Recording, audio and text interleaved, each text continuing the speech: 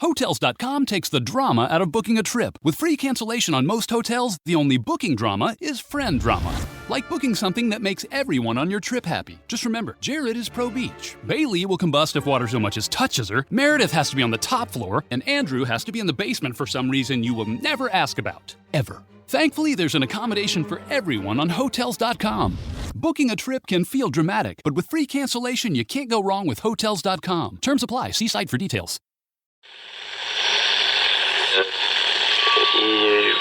Empire.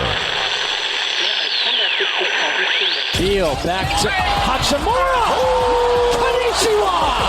First off, happy Thanksgiving, everybody. It was more just shocking to hear from him and understanding that he gets the most assists from me and the most spoon-fed baskets ever. You know, the culture is actually damn good. To sit up there and to say you don't have a culture problem in the nation's capital, everything about the organization points to a culture issue. One guy took a in another guy's shoe. I'm a little pissed off about it, but I know how I am. I was kind of expecting it. It's disrespectful. It was like Eric Killmonger going for total domination. What's up is mine. We're not going to be fucking sucked this year. We're the Stanley Cup champions!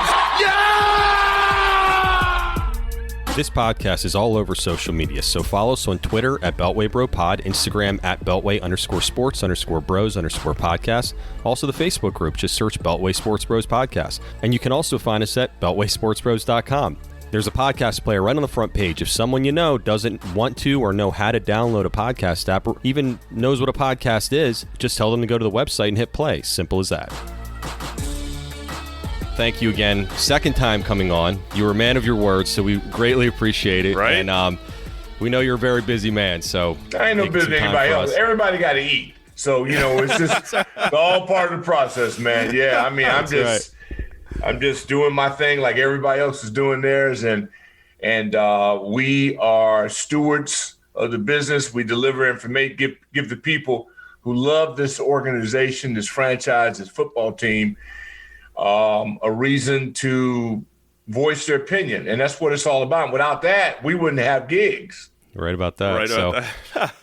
Just so you guys know, you can follow Doc, of course, on Twitter at Rick Doc Walker. Fantastic follow. I recommend anybody who's on Twitter to do that, or just get on Twitter specifically to follow Doc. That's a way to game do it day. as well. I'm having a lot of fun with game day because it's a way to engage with our fan base and be in the moment. If I was usually on the sidelines working, you can't do that.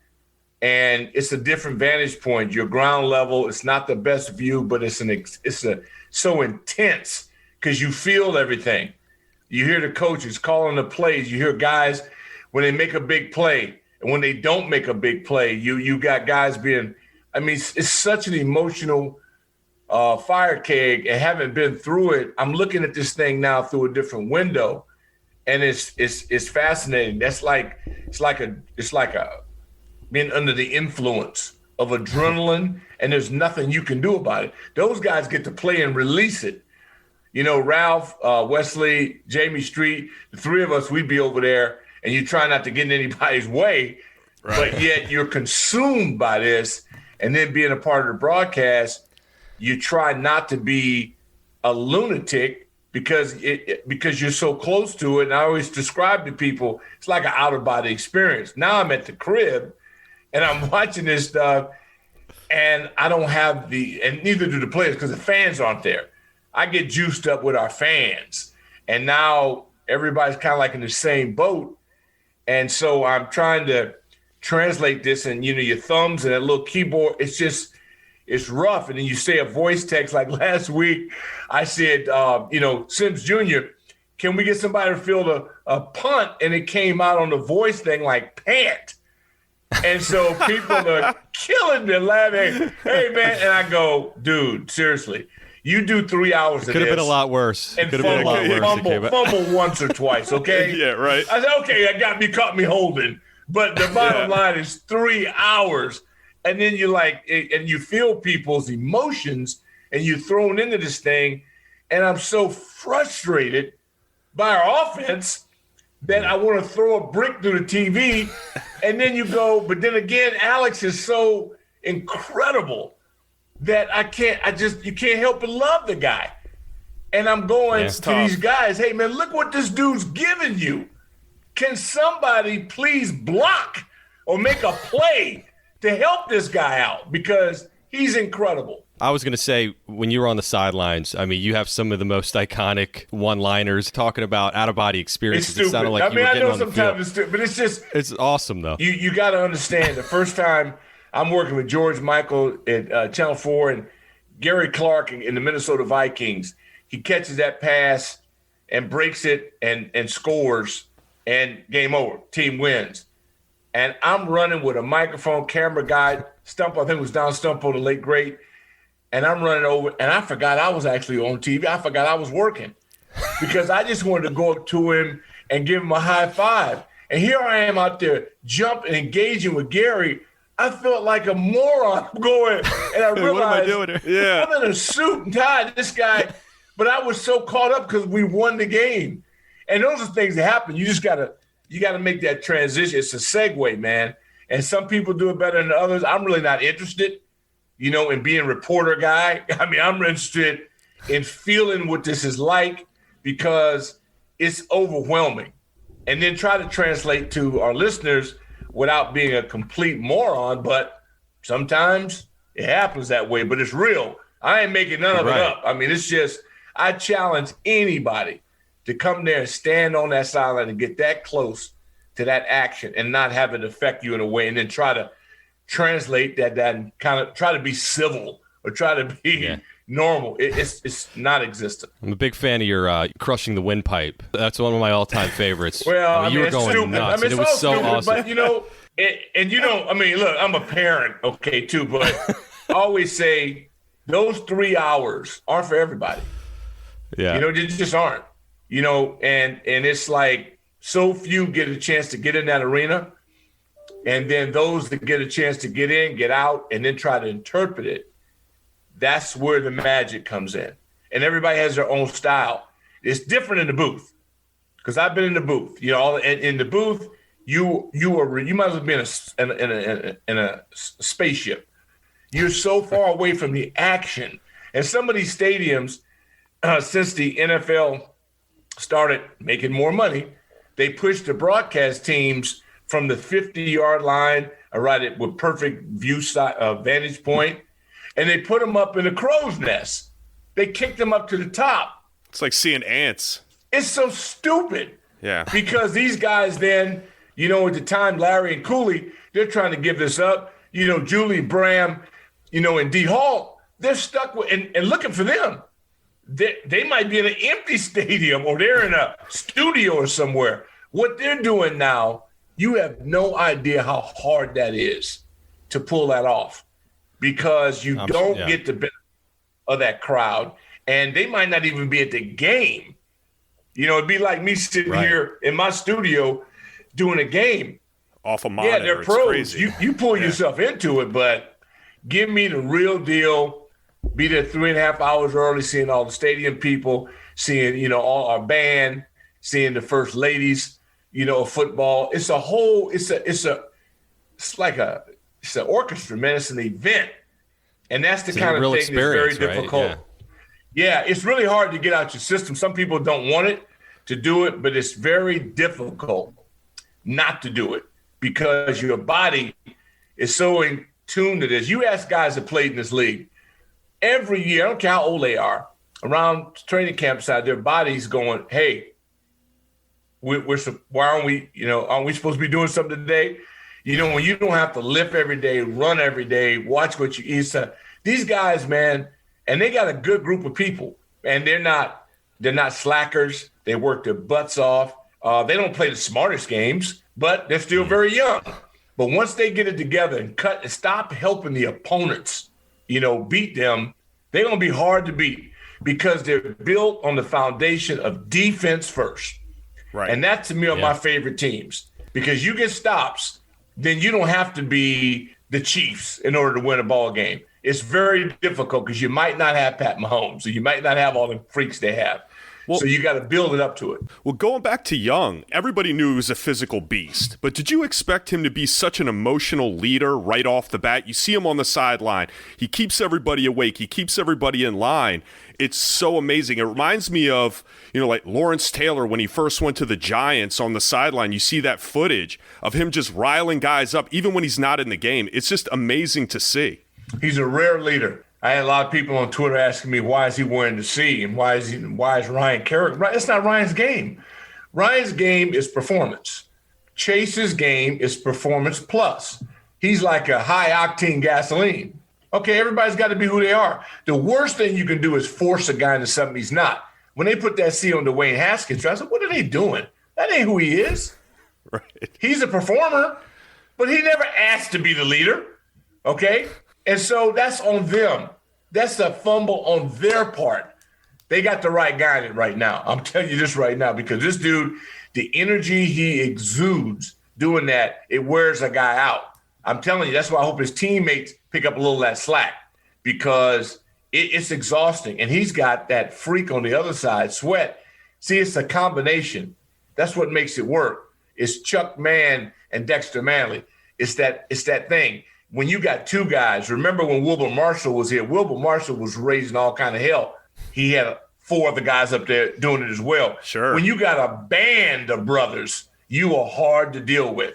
And let's not make LT was phenomenal, but so was the rest of that group they had over there with the New York Football Giants. Yeah. You got to get into the dance in order to contribute. They're there, regardless 7 and 9 or not. They could be sitting watching TV at home like we are. Like the Giants. So I'm happy about it. Like the Giants. Right. And the Cowboys and the Eagles. Right. That's the beauty of that. They won't watch. They're sick. And the Giants, I'm so sick of hearing them whining. You know what? Let it go. We've all been there. We had 1984. We had, if the Cowboys beat the Niners, we're in. And those rotten, you-know-whats, they had it, and they let it slip away, and our playoff hopes were dead. I remember sitting in the Scoreboard restaurant that day. It was 4 o'clock game. We were tortured till about 8. And then it's over. Your season is over. It's a finality that I can't describe it. You're sitting there counting on some guy you can't stand to do you a favor, and you got to handle your own business. And the next year we came back, got in the playoffs. Look, it happens. The Eagles had nothing to play for. I've heard all week, 6-9.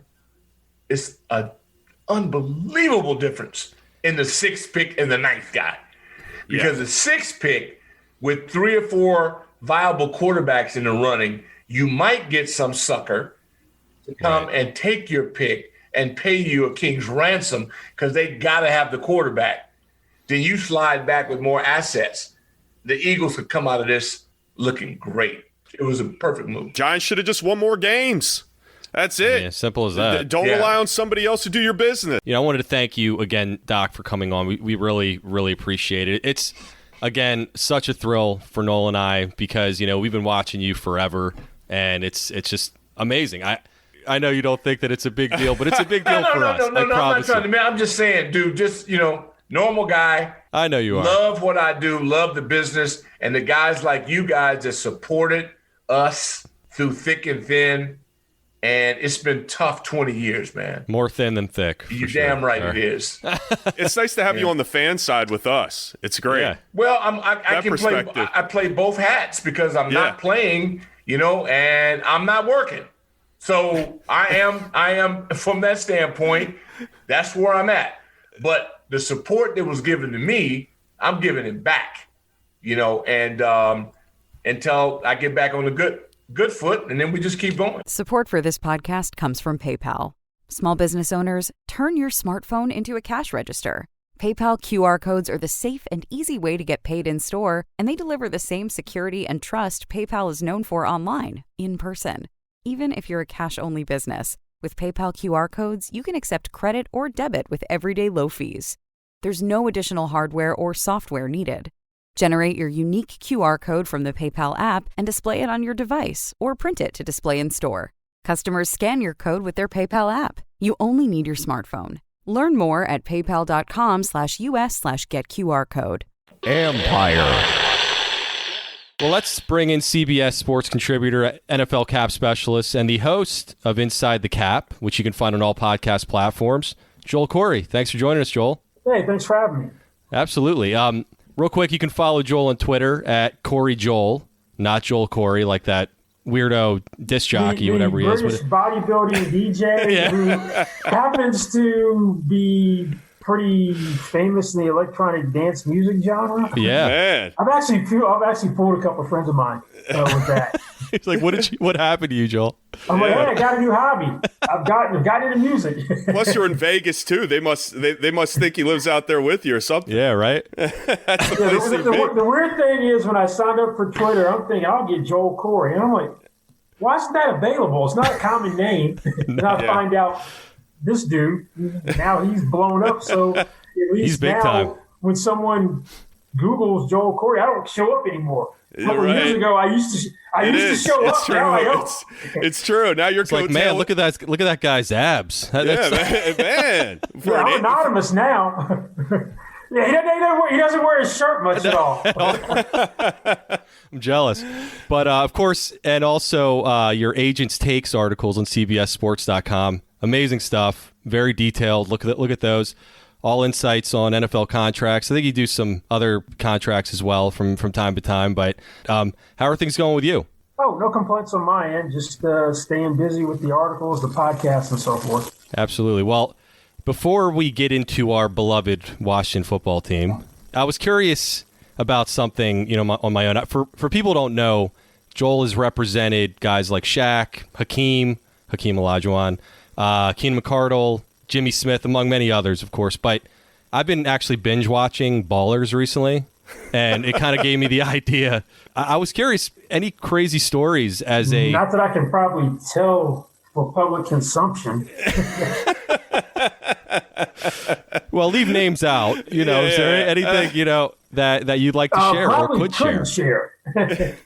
So I'll just leave it as that. All right. He's still under contract. It's like, you go to your grave with it. Is it anything like Ballers? How about that? Can you give us that? There's one thing about Ballers which actually is incorrect. The agent on that show didn't do anything. It's that the financial advisors were the ones who were like the day-to-day point person managing the players' lives. That's the agent's job. The financial advisor typically doesn't have that responsibility. Because the Jason guy who was the agent, it was like, what do you do? But basically, he does a contract and that's it. Right. Are you closer to The Rock? Jerry Maguire? Or Ari from Entourage? Actually, I would say out of all the ones, it's more Arliss type than anything else. If you remember that show. Arliss, yes. Arliss. Yeah, that's a good one. Yeah, I like that show. The one thing I didn't like about Jerry Maguire was that if Jerry Maguire is the point person for multiple guys, you're dealing with more than just Rod Tidwell. And the movie would have been very boring because it would have been a movie about litigation on who is taking what client, who has what ongoing percentage for the existing clients, and the movie would have been something nobody want to watch. Yeah, 10 years of litigation in the courts about who gets who. Yeah, because that lost me. I'm like, he's point person to 20 people, he takes one. I'm like, no, that's not realistic. Right. He lost me there. Yeah, so there's non-competes and exactly. It'd be that type of stuff. Are they enforceable? Until you came on, I thought it was all real. Just like wrestling. Speaking of The Rock. Yeah, well, there's The Rock. He's been known to do some wrestling. Well, going to the Washington side with a potential franchise tag, which I doubt it's going to happen, but with the sheriff situation. You got about $38.5 million in cap room. If the cap's 180, 43.5 is 185. So you have the room to do it. The only problem is it's $18.036 million for the second tag is a 120% increase. And if you did do that, then you're setting that as the starting point for a long-term deal. We've never had a $15 million per year interior offensive lineman. So either way, tag or no tag, if you want to sign him before he actually hits the open market, you're going to go above $15 million per year. My thing is, if I represented him, is I've incurred the risk of poor performance and major injury. I know he was on IR for 3 games, but came back, so no, it was a minor injury. But if I've gone this far if you want me to forego seeing what I can get elsewhere, then you got to hit my price for me to do that at this point, because there's no intervening event between now and the start of free agency where he's putting himself at risk physically. Do you think he's at the point now where he can set the guard standard for the market? There's not a $15 million per year, or he'll beat it. Yeah. That's what it was going to take to get it done last year, at least. It's probably going to be more than that. So. And it doesn't help that he was a first-team All-Pro this year as well. It doesn't help either, yeah. But, I am concerned about Sheriff because he's always injured. I know he only missed 3 games this year, but he's always missing games. That's what per-game roster bonuses are for. He's staying put. Yeah. Well, if I'm the agent, I'm minimizing that. I'm like, hey, he was up right enough to be first-team All-Pro, so I don't want to hear about you. Do you want to sign him or not? Right. I think somebody was in cahoots on that one because I don't know if he was first-team All-Pro, but he got it, so I'm using it if I'm the agent. Oh, absolutely. No, I saw him on there. I'm like, really? I don't know. I didn't see that, but the timing couldn't have been worse. I don't think. That's for sure. That's actually more important or more reliable than Pro Bowl because you don't have. Sure, of course. That's even worse. Some of the Pro Bowl situations. I'm like Kyler Murray over Tom Brady. I'm like, okay. You got anything else? I'm good. This was awesome, man. Yeah, thank you, Joel. We really appreciate it. I know you got probably 38 more interviews to go today, so we're going to go ahead and... I appreciate it, guys. Got to go talk to Shaq about the old times, huh? Don't want to share them here, but you'll share them. The good old days. I actually read your article on the Orlando to Lakers. Oh, awesome article, man. Yeah, that was great. That was a blueprint on how not to sign a generational talent, because my whole... take after the first conversation was, son, this is a conversation that we have with a run-of-the-mill football free agent. I'm like, this is Shaq. I'm like, wow. You must have been shocked. They expect better rebounding out of him. Then they're bringing up, well, we have to be concerned about what we have to do for Penny. We're thinking, screw Penny Hardaway. I'm like, Shaq's free now. Penny ain't free. You have to do anything for Penny till next year. It was shocking. I can't believe the selling that you had to do for Shaquille O'Neal. It's absolutely insane. Like the reasonings behind the non-signing was absolutely ludicrous. Well, the crazy thing is Miami just came right out of the box with Alonzo Mourning. Here's what you want. What do you want? Here, we'll give it to you. Right. And then we're pulling teeth trying to get what we wanted. It's insane. And that's what opened the door for the Lakers, because all our conversations before our first phone conversation with the Magic was Orlando. And we had endorsement things in the mix where we're thinking we're staying. We were going to do some joint venture restaurant in Universal City called Shaq's Place. So we weren't thinking of leaving. If you're a Magic fan, don't listen to this. It's and the best thing was knowing that Shaq was a little sensitive. How about the poll? Is Shaq worth $100 million when the Olympic team comes to play an exhibition game down there? Average person doesn't think any athlete is over $100 million, particularly back then. Of course. So it was overwhelmingly That's sticker shock at that time. So we're like, thank you very much, whoever decided to put that poll in the Orlando Sentinel. Particularly when he's coming back in town. How offended was Shaq over that whole thing? Yeah, he didn't like it at all. But you could have put Michael Jordan in there and they'd have said no.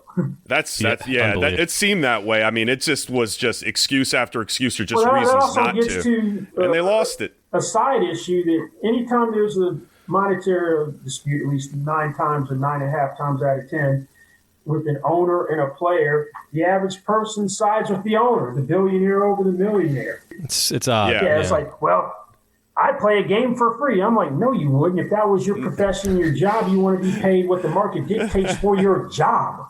Right. Noel's one of them. He's a big Snyder fan. Oh, give always me a defending break. Snyder. Give me a break. Listen back to the old episodes. He's never had a problem paying his players, though. No NFL owner has problems paying because they're all sharing the money. Here's an interesting observation. I try not to be political, but the NFL system is a socialistic system. Absolutely. And we live in a capitalist society. Who's more likely to be a socialist? Someone who is like AOC. Right. Or Bernie Sanders type. Mm-hmm. What's the political leanings of most owners? All the way to the right. Oh, yeah. As much as you can get out of dog. It's very odd. Dog. And it's funny how it ends up that way. And that's why I was saying on the previous show, I was talking about Bezos potentially trying to get in on Washington. It was like, how much money he has really doesn't play a factor. He could own the league with the money that he has, but still, it's the way that we used to have a lot more. The way the league is run, you don't have to be able to have enough money to buy the moon. Unless you do a lot of guaranteed money. Unless there's a lot of guaranteed, right?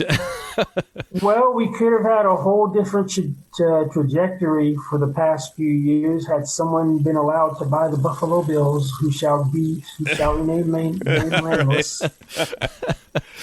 Yeah, that's true. Yep. That's very true. But on paper, he may not have the money to buy him anyway. So it would have been a moot point, possibly. Well, Joel, thank you again. We really appreciate the time. And again, you can follow Joel on Twitter at Corry Joel, not Joel Corry. Subscribe to his podcast, Inside the Cap. Look out for his columns on CBSSports.com. Am I missing anything? I know you're on NFL radio all the time with SiriusXM, all that stuff. You pretty much covered it. Yeah, there we go. Sick of competing against thousands of professional bettors with algorithms? What about spending all day analyzing salary caps and lineups using other daily fantasy sites? Then you should try Monkey Knife Fight. Amazing name, by the way. I've used most, if not all the other sites, and trust me, I just stopped because I don't have time to put all that work in. MKF is easy to play. MKF offers all of the major sports plus UFC, golf, esports, soccer, college basketball, NASCAR. You can pretty much bet on anything your little heart desires. MKF offers fun contests that are super easy to play. For example, there's a game called More or Less. Simply pick more or less on different player props. Think Patrick Mahomes. Will he go over his 288.5 yard number? Select more. Think Lamar Jackson. Will he stay under his 212.5 yard number? Select less. Get both right and win. Simple, right? We're getting old. The less we have to think about, the better. I've been using this site personally for the last few months, and it's so user-friendly. And honestly, it's made me actually care about what happened in, for example, the Rockets-Magic game the other night. Quite possibly the least interesting game in the NBA this year. So go to monkeyknifefight.com and use our promo code BELTWAY, and you get a free $5 game just for signing up. No strings attached, I promise. You also get a first-time depositor bonus, which they cover 100%. Deposit $10, you get $10 free. Deposit $100, you get $100 free. This offer is not going to last long, so tap the link in the episode description and sign up. Again, using our promo code BELTWAY. So easy, even a drunk monkey could do it. Empire. Let's bring in Washington football team and NFL reporter for The Athletic, host of Standing Room Only podcast, of course, that you can find everywhere. If you're listening to this, you can find it in this app that you're currently listening to, so please do that. Ben Standing, welcome back. Hey, fellas, I appreciate it. I got this new mic I was just telling you about. It just tipped over. I don't know what's going on here. It's very confusing, but I appreciate, sorry about the noise if anybody heard that, but I appreciate the invite back. Yeah, of course. I bet you that didn't happen with Jay, huh? No, unfortunately, this is that was the last interview I conducted that I didn't have any mic. I just talked and that was pre-mic. Yeah, he sounded really good. I think he was just talking into his phone or his computer. I don't know what was going on, but I even had people commenting me, but Jay sounded like he was in a professional studio. He did. He really did. I was actually going to say the same thing. I didn't notice anything. He was we were on Zoom looking at each other, but he was sort of, let's say the camera angle was not perfect. It was chin up. So I don't know what was going on down there, but I can't comprehend he was using a professional setup. Right. So. He doesn't even have Twitter. How can he figure out a mic? I don't know. Exactly. But speaking of Twitter, you can also follow Ben at Ben Standig. So please do that. Third appearance, amazingly enough. You've actually exceeded Bram's appearances on our show. So congratulations for that. You're big time now, man. Oh, yeah. Big time. Well, I appreciate that. I need all the practice I can get. Well, how are things with you since the last time we spoke? When did we speak last? Do we remember what part of the season it was? Oh, gosh. It was probably mid-season somewhere. Yeah, I mean, it was, to say the least, this season, it was both a blur and a nightmare and a lot of fun all wrapped in one. I mean, it was just a lot going on. I definitely got worn down, to be honest, personally, by late in the year, because really 20, I mean, look, in the relative scheme of the world, everything's fine. No real complaints, real world complaints. But obviously 2020 was exhausting for all of us. But covering this team specifically, really from the moment that Bruce Allen gets fired and Ron Rivera gets tired, how much downtime really was there? Yeah. Not much, a little bit in the late spring. And then once we got to the beginning of June, when you had the sexual harassment stories came out and the name change, and really from that point on, it just never stopped until they lose to Tampa Bay. So I think honestly, the first couple weeks after the season, I think first 2.5, 3 weeks, I don't think I shaved at all. I started looking like Grizzly Adams. I was wearing the same 2 sweatshirts every day. Nice. I really just went cake. Yeah, I work from home. I do that anyway. I went straight caveman style. So coming out of that a little bit, and there's still obviously a lot to do with this team. The quarterback situation. Obviously, they just dealt with the front office changes, and the draft will be here soon enough. So never stops. But no, like I said, no real complaint. Just hanging in there. Hey, it keeps you in a job. Yeah, and we always have something to talk about, which is nice, But at the same time, hopefully this offseason is a little quieter, for you at least, Ben. What I'm really concerned about, moving to my question, Ben, is, and Matt and I have talked about this, is deep in the draft. You need that geek in the room. And I feel that analytic guy. And I feel like Kyle Smith was that. And you've got this old school mentality, thinking with the heart guys, and not the guys that sit there and do binary code. And Kyle Smith could have been that guy. Even if they wanted to bring in have a threesome, they could have had a foursome with Kyle. I don't think it would have hurt anything. Now, I don't know if Kyle didn't want to stay at the same position or not, but it just makes sense that they could have just had that other point of view for the deeper draft part of it. Do you guys follow on Twitter that Records and Radio guy, Danny? No. Oh, you don't know him? No. He's like a Twitter legend. He was one of the first guys that always put up videos from or gifts from everything. But anyway, one of his bits, whenever somebody says something that's of a certain nature, he has a hashtag like sensual Twitter. So when you said threesome and foursome, that's where my head went. All right. Get it out of the gutter there, Ben. I knew somebody's head was in the gutter. I didn't expect it to be you, Ben. Well, maybe because I just talked to Gruden and my head is like I'm just free flowing. I'm just letting it go like Jay does. Look, it's a fair criticism. I mean, Marty Herney and Martin Mayhew. I haven't done the full deep dive, but broadly, we look at what they've done and talk to some people. They did really good in the first rounds. The later rounds were not as good. Herney in particular, that was a big issue, and so. There's something to be said for that. Now, the thing is, and this is where it gets tricky, is you're in a room with people and people are making decisions, and who's ultimately the one that said draft, we like Cameron Curl, sign Logan Thomas. We've all heard Ron Rivera talk about tight end coach Pete Hainer is the one he keeps mentioning was really into Logan Thomas. Well, how did Logan Thomas's name get in front of Pete Hainer? Did Pete Hainer pull it out of thin air? Right. Or did some pro scout say, hey, here's some names to look at. Then based on that, you look at it. That was the story I'd always heard with Cole Holcomb. Jay Gruden got some credit for that, but Jay Gruden didn't himself say, hey, this linebacker from North Carolina. He just, at some point, a scout said, we like this guy. Take a look at some players. Gruden did, liked what he saw. From that, they ended up picking Cole Holcomb. So that's the whole point. That's what makes it kind of interesting is, how does Ron Rivera see this? It's whether he's ultimately making certain decisions or not in terms of the draft picks, whatever. How do you get the information in front of you? Who are you sending out to buy the ingredients, even if you're making the meal or whatever that analogy kind of is. The Parcells. Right, I got you. Look, they did keep. At this point, they have kept the entire college scouting department other than Kyle Smith, which is not an other than, but all these other guys were there last year too when they had a successful draft and got Antonio Gibson and Cam Curl and so on. So, you have to hope that some of the, if you're Washington, some of those guys were part of the reason why they had a successful draft. And, the pro side has definitely been turned over, but again, it's not like Mayhew and Herney are chopped liver, so you have to hope that they have some good thoughts. And Mayhew, the last couple of years, was with San Francisco. They obviously did a pretty good job, won the NFC a year ago and so on. So, And he got promoted on, one of the better rosters in the league, so obviously he was doing something right. And that was one of my arguments as well, because his track record in Detroit obviously is not great, but the fact that he got that promotion by John Lynch, could speak volumes about where he's gotten to at this point in his career. So let's hope that works out. And I don't know this for a fact, so I'm going to say, but just like here, if somebody from 30,000 feet looked at Washington's situation and said, boy,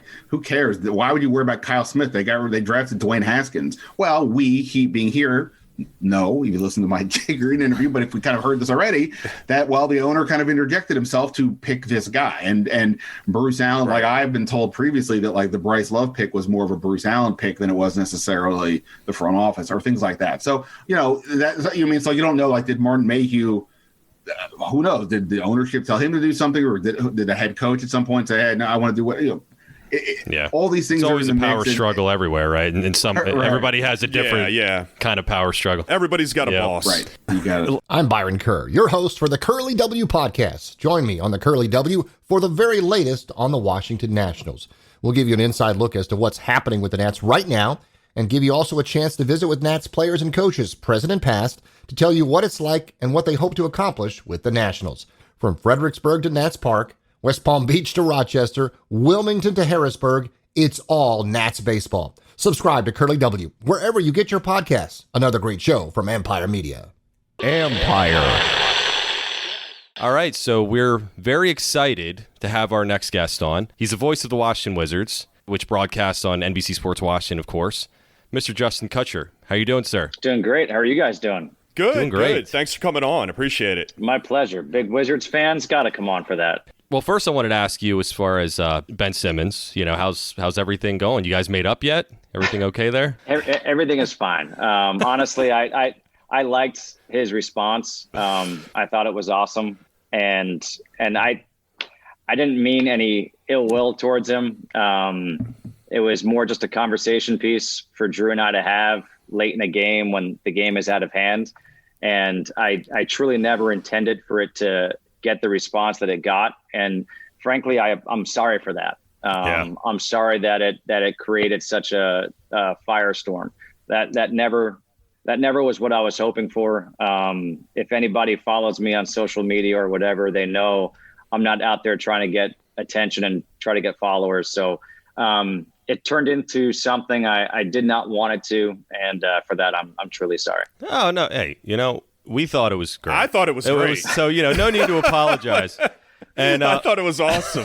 I remember watching the game, and you all were just kind of going back and forth. And I don't know if that's the first time, because he's a bigger fan of Ben Simmons than you are, Drew is. And so you all were kind of had a couple back and forths. But that last one, I was like, I don't know. That might catch his ear. That might catch his ear a little bit. But I thought it was. I was more offended because he was basically saying that the Wizards. It was a shot more at the Wizards. He's like, he's just an announcer for the Wizards, like the bottom tier team that you could. Yeah, it was like, give me a break. What an asshole. Yeah. No, I mean honestly, no, I know, and I thought him trying to have some fun with me was cool. That was awesome. Honestly. I love the picture he took. It's one of my favorites. So I thought, if we could have some fun with it, I joked around about the next time I go to Philly, I'll either wear a Santa Claus outfit or a Ben Simmons jersey. There you go. Yeah. But make sure you have your batteries with you just in case. Yeah. So before we get to the Wiz, we're going to obviously talk about them, but there's been a bad taste in fans' mouths over the Steve Buckant situation. I know this is a couple years ago, but we've never talked, so I wanted to talk about it. Sure. Obviously wasn't re-signed. No fault of your own. I mean, you just, you were just the next guy in line. Anybody who taken the job, right? There was a lot of backlash against you, it seemed like, right? And I don't really understand why. I mean, you're in our intro, for God's sakes. We've I don't know if you've heard that or not. Yeah, speaking of, you haven't said konnichiwa in a while. It was a few weeks ago. I'll get it in there. Don't worry. All right, thanks. Love that. But, big shoes to fill for Steve Buckant. I mean, do you feel like things are starting to kind of level out a little bit with the fan support, or do you feel like there's still something going on there? Because, I don't know, I've liked you since day one. I'm not just saying that because you're on the show. Well, I mean, I appreciate that. It's weird because I did not see all the blowback on social media. Really, I didn't get back into tweeting or anything until the pandemic hit. But it's not too often I go and search my name, because when you search your name, it's very rare that good things come up. So especially when for Noel. Yeah. Not Noel. Okay, Noel. Right. But when I got the job, I knew it was going to be, the blowback and this and that. I expected it. And it's what I said in the first interview. I mean, if it were my team and I had a guy for 21 years and all of a sudden he's gone, I'd be pissed too. You know, it's the voice you're used to. You're so accustomed to that.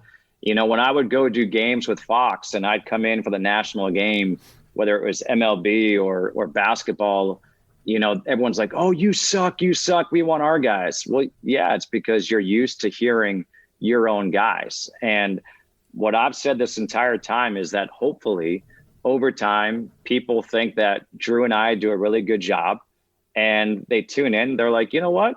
These guys are fun. And hopefully we have a run like Phil Chenier and Steve Buckhands.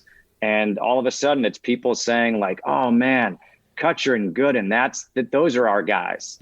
And that's all that we can control. I can't go out there and try to call a game to be like Steve Buckhands. I think I'm actually kind of lucky in the sense that I didn't grow up here in DC. So I didn't grow up listening to him. So there's nothing that I do that I'm trying to be like him or try to replace him. That's never been my mindset. My mindset has always just to come in and call a Wizards game. And I know people were wondering, you know, would I really have an allegiance towards the team? I promise you guys, I don't know if you can hear it in my voice, but I'm up and down with this team. I mean, I'm the biggest cheerleader they can have. I want to see them do well. And when they lose and they lose a tough game, it takes its toll on me. I've got more gray hair now than I did before I took the job. Yeah, right. For me, I'm still getting used to the Westbrook situation. Matt was more happy about the trade with Westbrook. For me, with the Wall thing, it's kind of the same with the announcer situation. Not as much, but just getting used to that new player coming in. You see Wall every day. He's in the community and things like that. And it was a little heartbreaking, I'll be honest with you. I didn't think that I would take it as hard as I did that he was traded. Noel cried. And it was sad. I wept. Yeah, he wept. First time. I didn't even weep when, family members, anything else. But when Wall left, that was number one family member there. Yeah. You know what, though? That honestly, that's a great thing because it just goes to show how passionate you are and the relationships that fans can form with players. And that's why I think sports are great, is because you do have that allegiance, because you do feel like they become part of your family. And no matter how old or young you are, you know, it's the same thing. And I love that. You know, for me, I said it was a trade that you have to do. And you go back at the time of the deal, 100 times out of 100 times, I make that trade. Wall is coming off 2 years having not played, even though I said last year, watching him in practice, I'm like, this guy's going to be a comeback player of the year. He may be an all-star next year. Like, that's how much confidence I had in John. But with Russ, he was coming off a bad year, and he was third-team All-NBA. And I think what happened for Russ is he got off to a slow start, and we're all like, whoa, where's this Russell Westbrook? It was shocking, right? Yeah. And we didn't know about the injury. And so now all of a sudden, the Russell Westbrook who can fly past people and fly over people, he's starting to show up, and he's essentially averaging a triple-double again, which is mind-blowing. I mean, he makes it look easy. So I still think it's the right move. I understand how it could be tough. And frankly, I respect that. I love that about the fans, that they do take it hard. Well, Justin, thank you so much for coming on. Thank you. We won't call you JK. I know that's you can, that's all right. Oh, man, we've moved up. You can call me JK, you can call me Kutch, whatever. Yeah, all right. Oh, man, we got nicknames now. So many to choose from here. You can call me Noel if you want. Yeah. Perfect. You can follow Justin on Twitter at Justin. Sorry, I almost did it. Okay. You can follow Justin on Twitter at Justin Kutcher. Thanks again, man. We really appreciate it. We should do this again sometime. And hey, if you ever need a fill-in for Drew, we're there for you. I know Karan's usually the backup, but we'll. He's a coach now. He's coaching in Miami now, so we're meant to take you up so you don't on have that. A backup, so you know. As long as you bring some Firehouse subs, we should be okay. Oh, I know a place. I know a place. Thanks, man. Appreciate it. Have a good one. Thanks, guys. Appreciate you. Hello, it's Tyler Roman, former NFL scout and host of the Roman on the League podcast. Every week, I update my mock draft that not only looks at the best players available, but the needs for all first-round teams. The draft board keeps changing with all the movement this year, so tune into my show, Roman Around the League.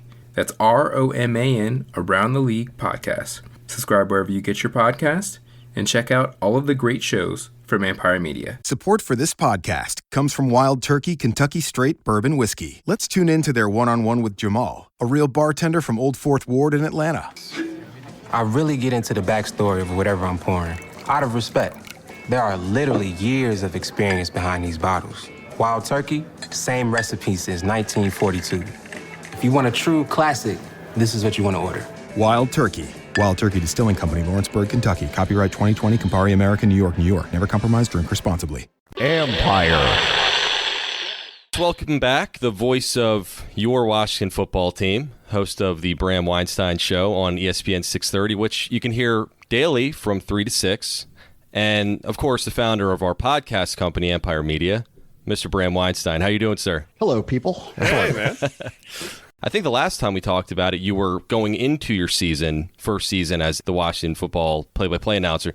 Looking back, how was it? Was it everything you thought it would be? Was it always cracked up to be? It was, actually. I mean, it was, and I'm not just saying that. It was as fun as I thought it would be.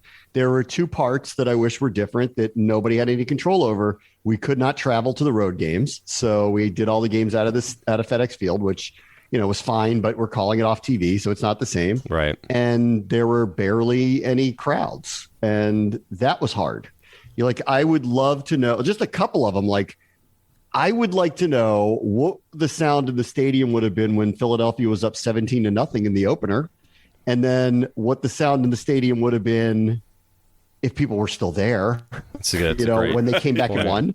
And then I'd really like to know what the sound in the stadium would have been when Heineke scored that touchdown in the Tampa Bay playoff game. I cannot imagine what that would have been like. So that part was really missed, and that part's probably going to be weird and take some getting used to next year, when I assume that we'll have at least a decent percentage of the stadium allowed back in. So that'll be really cool for next year. And I can't wait to travel. And I would have been really pissed because they're going to Vegas this year. I would have been really pissed if the at Vegas game, which happens every 4 to 8 years, happened last year and I couldn't go. Right, yeah. So I'm pumped about that one. Hopefully you can make it into the announcing booth after a night in Vegas. I guess that remains to be seen. We'll see how that goes. What I'm praying for from the schedule makers is the old Thursday night Washington at Vegas, which then lets me stay there the whole weekend. That's like the all-time gift. If you need somebody to carry your bags, I'm here for you, man. I'll go to that game with you. I'll go and do it like one of those dog crates. I'll just hide in one of those, like a. But it had to be eerie, though, especially initially with nobody there and just crickets in the stadium, and you see these big plays, and even as an announcer, I guess you kind of feed off the crowd to a certain extent. Oh yeah. And then you're saying touchdown, and the only people celebrating are the sideline players. Honestly, the first few games, it was probably better off because I was so zoned in on the game and the boards and not screwing up that it probably was just better off, that nobody was there bothering me or making me nervous or anything like that. So that was probably a gift that happened. By the end of it, though, it became like it was missing, like these big moments, like Chase Young's running for a touchdown and there's no noise in the stadium. It's weird. It's just weird. Took it away from me just watching it on TV. It's like it was kind of just weird. I don't know, but I don't know. It's coming We're around. Almost there. It's coming around. Yeah. And it would be, overall, it was a blast. Sure. It was everything I thought it would be. It was really literally the most fun thing I've ever done. It was so fun. Yeah. Well, I was watching, when Alex Smith got the Comeback Player of the Year, the NFL Awards, whatever it's called, and your voice was on there when he was the NFL Films kind of thing that they do. I mean, that just brings me back to Frank Herzog and everything, watching those old clips. And that was just, it must have been so badass to be able to watch that and be like, holy shit, that's my voice, That's weird. I don't really, and this, someone mentioned this to me the other day because I hadn't seen this, but I guess there was some documentary on the death of Randy Savage, and I guess I was on SportsCenter the day it happened, so I broke the news, and so they used the clip of me breaking the news that Randy Savage died, and they were like, that was weird. And I've heard myself on a couple of other things where it just pops up. I get so self-conscious about it that I almost can't listen to it or watch it. I just You know, it's funny. I really like this Ryan Fitzpatrick guy because I think we have a lot of the same mentality about things. Like, I have an ego, you know, like I wouldn't be doing this if I didn't, but I feel like I'm very humble about it. And I don't like seeing this stuff. And I actually don't like a lot of the attention around it. So I won't grow a beard like him or call myself Bram Magic. Very few can. But, yeah, but hopefully you won't bounce around like him, though. I hope not. I mean, I hope I'm not in my 9th city. You know, for the next Texans are up 10 next. Years. I also don't want his 7 kids. I don't want that one either. Like that, we also don't have in I common. knew he had a lot of kids. I didn't know it was 7. I was like, holy cow, he's just knocking them out, man. Yeah, he's not kidding. He should name him after every team he plays. There you go. He's almost there. Maybe that's what he's going for. Bills. That's Tampa Bay. This is football team. Yeah, this is FB. Yeah. Well, yeah, let's talk about that, right? So a lot of moves, few really good ones for our favorite football team, but everyone seems pretty excited about this Ryan Fitzpatrick deal, and obviously the other 2 signings. I mean, what are your thoughts on it? So I think their options got limited. The whole, it's going to be the craziest quarterback market ever did not materialize whatsoever. Nope. At some point, they had to get another quarterback. I think that was obvious. And I think they got the best one available.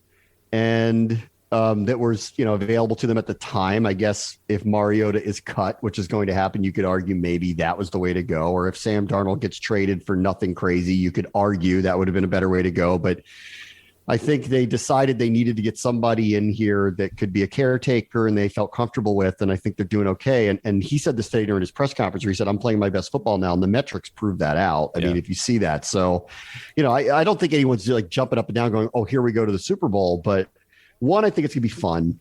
2, like for the first time in a while, at least on the field, there's good vibes attached to this team. He feels like a good vibes guy. He feels like he's going to YOLO this. I actually think it's going to be fun to have him around. And if they do draft a quarterback, which I think is an open question mark right now, or if they don't, I think he's a caretaker for them. And if their defense is going to play like it did a year ago, then maybe he will play in his first playoff game and we could have another little ride here. I mean, they were not far away from beating Tampa Bay with Taylor Heineke, so I don't put a lot past them here. But I'm excited about Fitzpatrick. Just he seems like he's going to be fun and good vibes, and whatever happens in the quarterback room, they draft somebody or not, it's not going to bother him. There's not going to be a problem. Right. Like if they brought Trubisky in here or Darnold in here, these dudes are going to be gripping it. They're going to know that like this is my second chance. If I fail here, I'm going to be a backup forever. It's never going to work for me. This guy can walk in here and get his beard trimmed and go, hey boys, let's go have some fun on Sunday and hopefully keep the good vibes going. I really like him, but I just don't understand what the end game is. It feels like you're just kicking the can down the road. You're doing the same thing again. Now you're bringing in the atypical stopgap guy. He's been a stopgap, like we said, 9th team going on. I agree with you. And I don't know, you're just delaying the inevitable where you're going to end up in the same situation again next year where you're going to have to bring another guy in. I would have rather have seen Mariota or Darnold. At least in that way, you have a young guy and you know what you get. You bring him on a 1-year deal just like you did with Fitzpatrick, and it's bang or bust. With Fitzpatrick, I feel that he's one of those really highs, really lows. The guy can throw for 500 yards, 5 touchdowns, 4 picks. You don't need a gunslinger guy. You just don't. I like him a lot. I love watching him play, and I like him as a person. He's great to listen to. But as far as for this football team, I just don't see it. I don't totally disagree with you. I mean, do you want to give up a 2nd-round pick for Darnold and find out he's not your guy? That's an interesting question. Did you want to pay Mariota $20 million and give up an asset to find out whether he's your guy or not and not do the same shopping? That's an open question. They could have waited out Mariota to get cut. I don't think Darnold will be. I think he'll be traded to somebody. I don't even if they go in a different direction, I think they're going to trade him. And so I think that they just got to, once Cam re-signed with New England, and they clearly didn't want Trubisky because they could have had him. Right. I think they got left with, what do we do here? And I don't disagree this is a kick the can down the road, but I think it's what their options were. Don't you think that Rivera has, like, I've always felt, well, since even with the Panthers, that he's had like this hard on for Kyle Allen more than anybody. He loves to give him chance after chance after chance. Even more than Heineke. Yeah, Heineke played really well in the playoff game and everything, but I think Heineke would probably be the odd man out I could be completely wrong, but I just feel like he's got this him the thing. money that they gave him. Yeah. I don't feel that way, actually. Like after they gave him the deal that they gave him, which is really structured as backup money, but for 2 years and a kind of a staggered structure with incentives, I don't see how they just go the other way. Well, they could release him easily though, without really any cap hit.